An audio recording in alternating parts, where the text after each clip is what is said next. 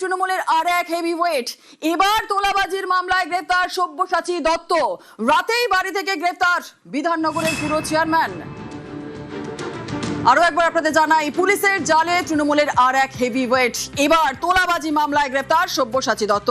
রাতেই বাড়ি থেকে গ্রেফতার বিধাননগরের পুরো চেয়ারম্যান। বিধাননগর উত্তর থানার জালে সব্যসাচী।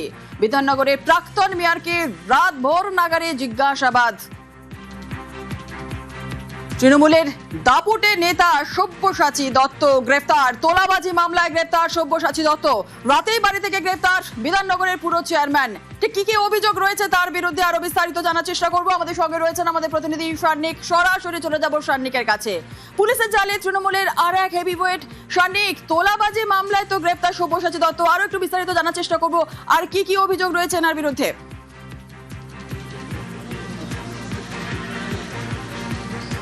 দেখো জুনেলা, যার মূলত অভিযোগের ভিত্তিতে সব্যসাচী দত্তকে গ্রেফতার করা হয়েছে তার নাম মধুসূদন চক্রবর্তী। তিনি বিধাননগর এলাকারই একজন ব্যবসায়ী।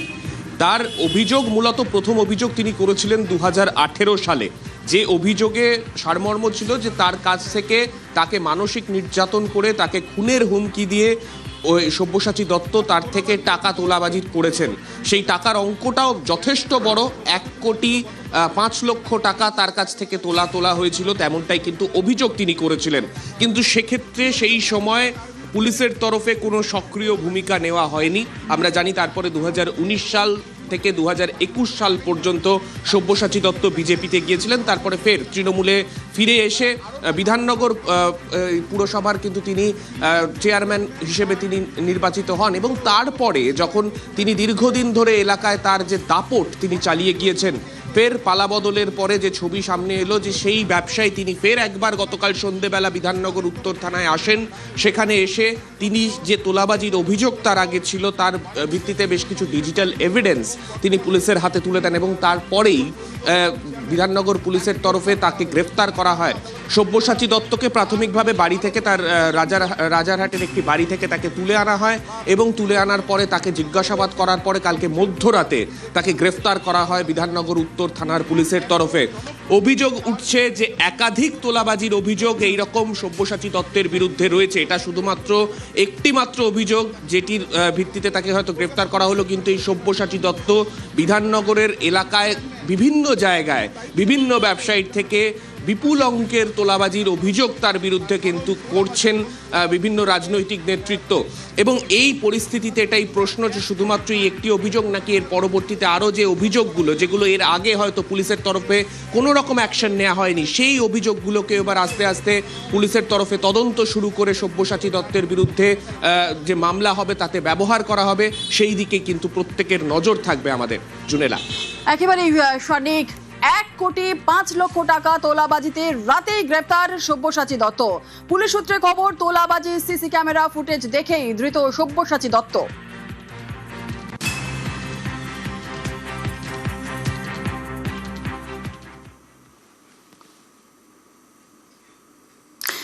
মেসি অরূপ মিসিং, নিখোঁজ অরূপ বিশ্বাস। স্বরূপ জেলে, আর কোথায় অরূপ? সব ফেলে অরূপকে হন্যে হয়ে খুঁজছে এখন পুলিশ।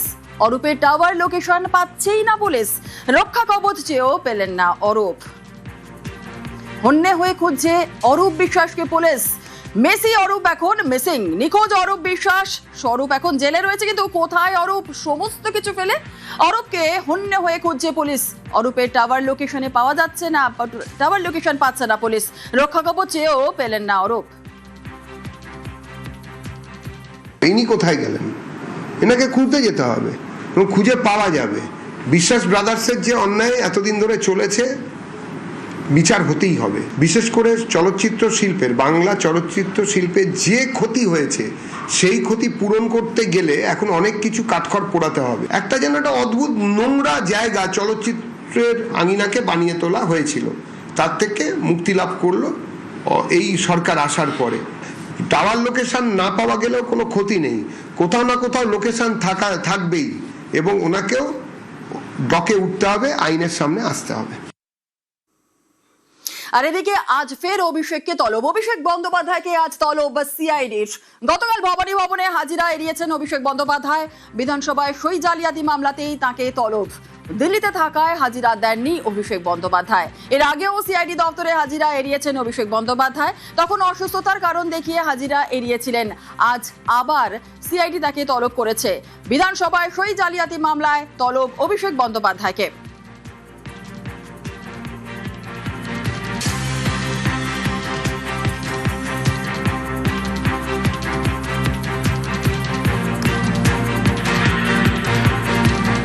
আর এর পাশাপাশি ফের অভিষেকের বাড়িতে সিআইডি। বিধানসভায় সই জাল কাণ্ডে তদন্তে এবার সিআইডি। আরো একবার আপনাদের জানাই, ফের অভিষেকের বাড়িতে সিআইডি। বিধানসভায় সই জাল কাণ্ডে তদন্তে সিআইডি।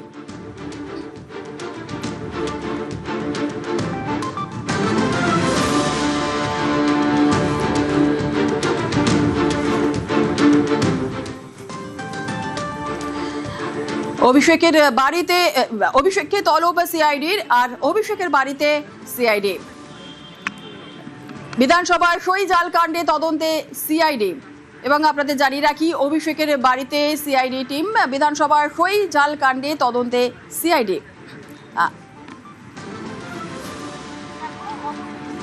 দেখো, আমরা দেখতে পাচ্ছি যে অভিষেক বন্দ্যোপাধ্যায়ের বাড়িতে ইতিমধ্যে নোটিশ দেওয়া হলো সিআইডির তরফ থেকে।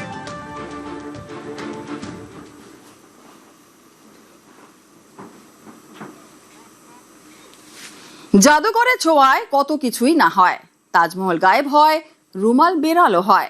আর তৃণমূল জামানাতেও এমন এক এক্সে বারকার এক জাদুকর দেখা গিয়েছে, যারা ভানুমতির খেল দেখিয়েছেন।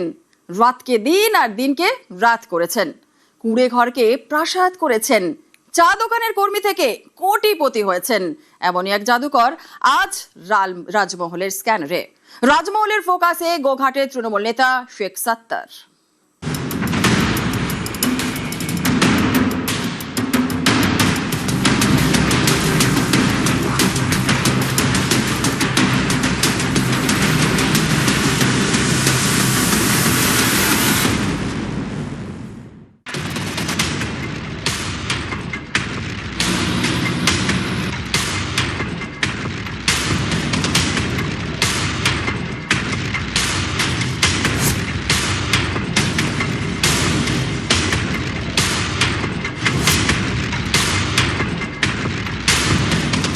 চায়ের দোকানের কর্মী, অর্ডার অনুযায়ী হাতে হাতে চা, মুড়ি, ঘুগনি পৌঁছে দেওয়া, এটাই কাজ। সময়টা 2005 কিংবা 2006। শেখ সাত্তার তখন নেহাতি সাধারণ এক ছাপোষা মানুষ। সাত্তার যে তৃণমূলের বড় নেতা, যার সাইকেল কেনার পরিস্থিতি ছিল না, আজকে তিনি মোটরসাইকেল 4 চাকায় তিনি ঘুরছেন। চা বইতো আমার এখানে বসে থাকতো, 2-4 জন ছেলে আছে বা কাস্টমাররা থাকতো, বলতাম পয়সা দিচ্ছি মুড়ি এসে তো মুড়ি এনে দিত। ও নিজেও খেত, সবাই খেত। সমস্ত নেতাদের সঙ্গে একটা সম্পর্ক করে এবার নিজেকে একটা বড় ডন, মানে বড় একজন নেতা তৈরি করলো। বাংলায় তৃণমূলের রমরমা, ঘাসফুলের ঘরে সাত্তার। তারপরেই রকেট উত্থান, এক অচেনা সাত্তার, গোঘাটের নয়া অবতার, খিলাড়ি ওকা খিলাড়ি।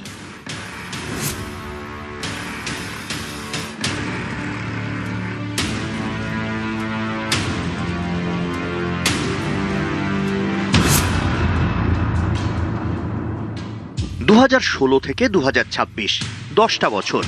এই 10 বছরেই পাড়ার চেনা সাত্তার গোঘাটের বাদশা। বেলিতে ওই শ্রীমন্ত সিংহ রায়, ওনার বাড়িতে বোম মারে, পুলক সিংহ রায় বাড়িতে বোম মারে। কাজ হচ্ছে দাদাগিরি করা, মস্তানি করা, কেউ কিছু বললে তাকে তুলে নিয়ে যে ঘরে বন্দুক ঠেকিয়ে টাকা কালেক্ট করা। অনেকে বলেন তৃণমূলী ময়দানে সাত্তারের গডফাদার ছিলেন বিধায়ক মানস মজুমদার। মানস মজুমদারের ডান হাত হয়ে উঠেছিলেন সাত্তার। বিধায়কের বরাভয়, সাত্তারকে আর পায় কে? বালি চুরি থেকে তোলাবাজি, ভয় দেখিয়ে জমি লুট, গোঘাটের ফাঁকা মাঠে ক্রমেই লম্বা হয়েছে দুর্নীতির ফর্দ। বড় মাথা হচ্ছে যে মানস মজুমদার, আমাদের আগে গোঘাট বিধানসভার এমএলএ ছিলেন। তার হাত ওই সাত্তারের মাথায় ছিল, এবং সাত্তারের সাথে আরও বড় বড় নেতা, কামরুল থেকে শুরু করে বড় বড় লিডার, তারা এইভাবে মানুষকে একটা অত্যাচার করেছে, মানুষকে ভয় ভীতি দেখিয়ে ভয়ে রাখত। কোটিপতি সাত্তার, একাধিক জমির মালিক, পেট্রোল পাম্পেরও মালিক। এই সেই পেট্রোল পাম্প হাইওয়ের ধারেই কয়েক কোটির সম্পত্তি।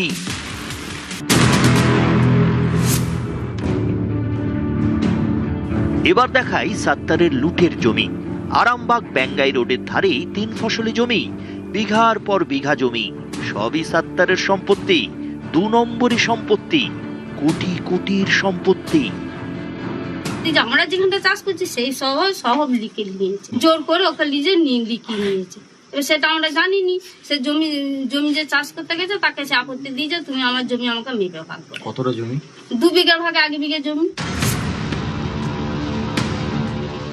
তারকেশ্বর নদী পাড়ে একের পর এক বালি খাদান। এই খাদান থেকেই দিনের পর দিন বালি চুরি। বালি চুরির গুরু শেখ সাত্তার। গুরুরও পেট ভরেছে চেলাদেরও। সত্তরের নাম করে ইনকোয়ারি করুন, ভেরিফিকেশন করুন, বুঝতে পারবেন। বালিখাদও আছে, উত্তরবঙ্গে আছে, টোটাল বালিখাদও আছে। তবে যেটা খবর শুনছি অনেক বালিখাদেরও পান্নাদেরও লাখ লাখ টাকা দেয়নি। অভিযোগ এসবই হয়েছে বিধায়কের বরা ভয়ে। বিধায়কের ছবিকে সামনে রেখে সাত্তারের সুপার ওভার। সাত্তারের লোভের থাবা থেকে রেহাই পাননি বিশেষভাবে সক্ষম সঞ্জিত মণ্ডলও।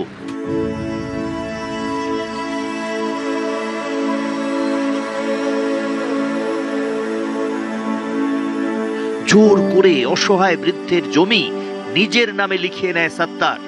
আতঙ্কের সেই স্মৃতি আজও জ্বালা ধরায় শরীরে। এখানে পার্টি অফিসে গিয়ে তুলে দিয়ে টোটাল রেডি করে গেছিল। আমি কিছু আনিনি, লুগি পরে আছি খালি। আমাকে বোনকে তুলে নিয়ে চলে গেলা বলে রেজিস্ট্রি অফিস এসে বলে এখানে সই কর। আমি কেন করবো, কি লিখে বল, বলছি লিখতে হবে না, তুমি যে বলবে যে সবই ঠিক আছে। পার্টি অফিসে তুলে নিয়ে গিয়ে হুমকি, গলায় ছুরি ঠেকিয়ে জমি কেড়ে নেওয়া, শেষ সম্বল সেটুকুও সাত্তারের লোভের বলি। কোনো কাকুতি মিনতি ধোপে টেকেনি। এটাই সাত্তারের সন্ত্রাস। সেটা নিল, লেবার তারপর সকাল আমি গেছি, হ্যাঁ ভাইবো এটা কি করলি? বলছি ঠিকই করেছি, তোমার মেয়ে নাই। হ্যাঁ তোমার মেয়ে নাই বলে আমরা জমিগুলো সব লিখে নিয়ে। সাত্তার নিজে লিখে নিয়েছে? হ্যাঁ সাত্তার নিজে লিখে নিয়েছে। হয়ে গেল 4-5 বছর। কাউকে জানিয়েছিলেন তখন? হ্যাঁ পার্টিতে সব জানি, প্রত্যেকটা দিন পার্টিতে গেছি। জুতো ছিঁড়ে গেল পার্টিতে যে তাহলে পঞ্চায়েত কাদের? আমি বলেছি পার্টি অফিসটা কাদের, বড় লোকেদের। এরকম অসংখ্য লুটপাট আর ডাকাতির ইতিহাস ছড়িয়ে ছিটিয়ে রয়েছে গোঘাটের গলিতে গলিতে। গরিব আরো গরিব হয়েছে, চোখের জল শুকিয়ে গেছে, আর সাত্তারের সম্পত্তি লাফ দিয়ে বেড়েছে। এই দেখুন তার নমুনা, তৃণমূল নেতা সাত্তার শেখের বাড়ি। থুড়ি রাজমহল, যে কোনো বড় আবাসনকেও হার মানাবে সাত্তারের এই 7 মহল। গ্যারাজে দামি গাড়ি। জমি হারিয়ে নিঃস্ব হয়েছেন সঞ্জিতরা, আর অন্যদিকে লুটের টাকায় অট্টালিকা হাঁকিয়েছেন সাত্তাররা। সেই অট্টালিকার সিমেন্ট বালিতে মিশে আছে এমন হাজার হাজার সঞ্জিতের চোখের জল।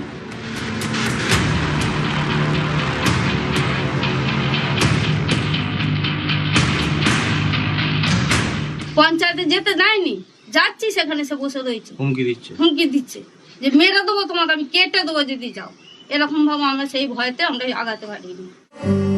সঞ্জিত একা নন, সাত্তারের সন্ত্রাসের বলি শেখ মতিউল্লাহ। মতিউল্লাহর গায়েও জমি লুঠের যন্ত্রণা। ছোট্ট একটা টায়ারের দোকান ছিল মতিউরের। সেই দোকানটার উপরেই একদিন নজর পড়ল সাত্তারের। একদিন সেই দোকানে সাত্তারের হামলা, ভেঙে গুঁড়িয়ে দেওয়া হলো মতিউরের দোকান।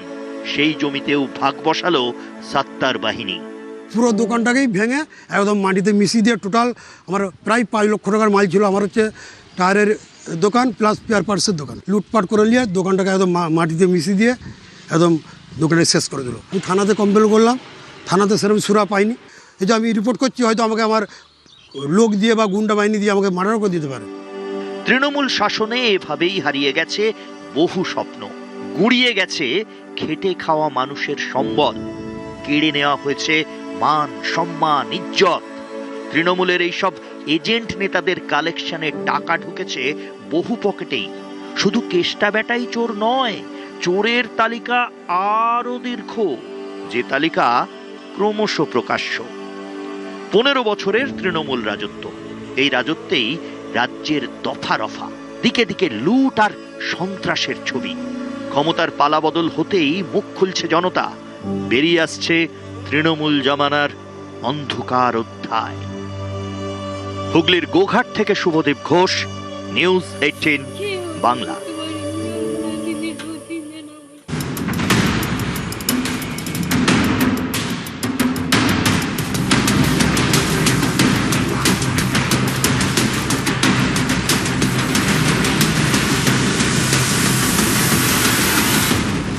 Surgical strike, Balakot air strike, operation Sindoor, এটাই প্রধানমন্ত্রী নরেন্দ্র মোদীর ভারত প্রতিরক্ষার লড়াইয়ে তিনি কি টেক্কা দিতে পেরেছেন জওহরলাল নেহরুকে?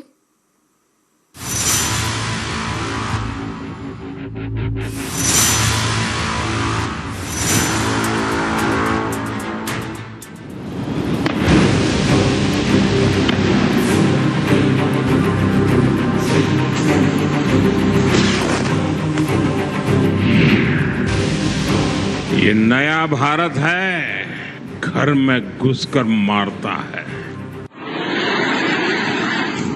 মার খেয়ে মুখ লুকোনোর দিন শেষ, গুলি খেয়ে নীরবে চোখের জল ফেলার দিন শেষ। এই দেশ এখন মার খেলে পাল্টা মারতে পারে।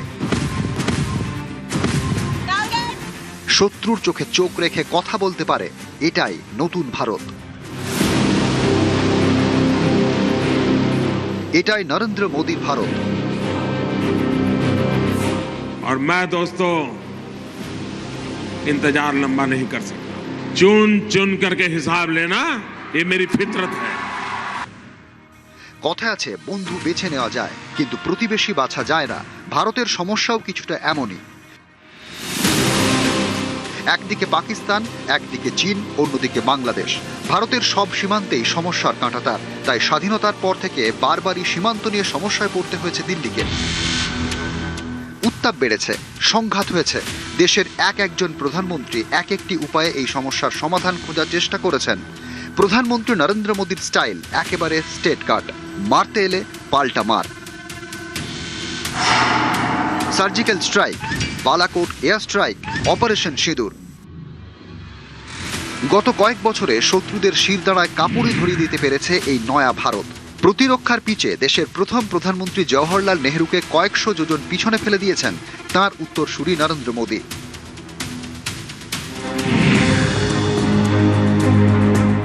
নেহেরু জামানায় একমাত্র বড় লড়াই ছিল চীনের সঙ্গে 1962 সালে। সেই লড়াইয়ে কার্যত গোহারা হেরেছিলেন তিনি।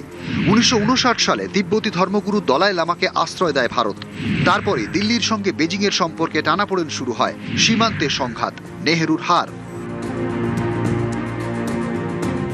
1971 সালে যুদ্ধের আগে দেশের তৎকালীন ফিল্ড মার্শাল স্যাম মানেকাশ প্রধানমন্ত্রী ইন্দিরা গান্ধীকে বলেছিলেন, আপনার বাবা যদি সেনাপ্রধানের পরামর্শ শুনতেন তাহলে চীনের কাছে আমাদের এভাবে হারতে হতো না। অনেকে বলেন 62-র সেই হারের মাসুল আজও গুনতে হচ্ছে ভারতকে। উল্টো দিকে নরেন্দ্র মোদী, তাঁর ভারত বিধ্বংসী।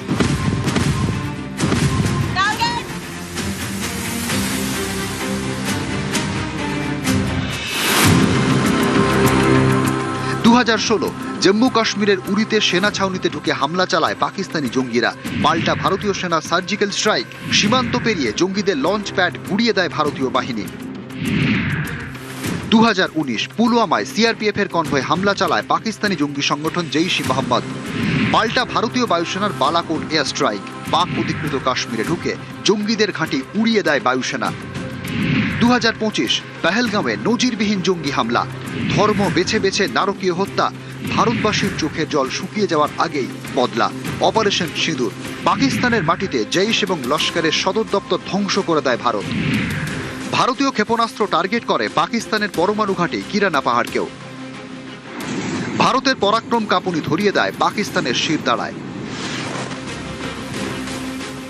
সীমান্তে যখনই কোনো সংকট এসেছে সর্বশক্তি নিয়ে ঝাঁপিয়ে পড়েছে মোদীর ভারত। দেশের সুরক্ষায় নো কম্প্রোমাইজ। ये नया भारत है, घर में घुसकर मारता है। নিউজ 18 বাংলা।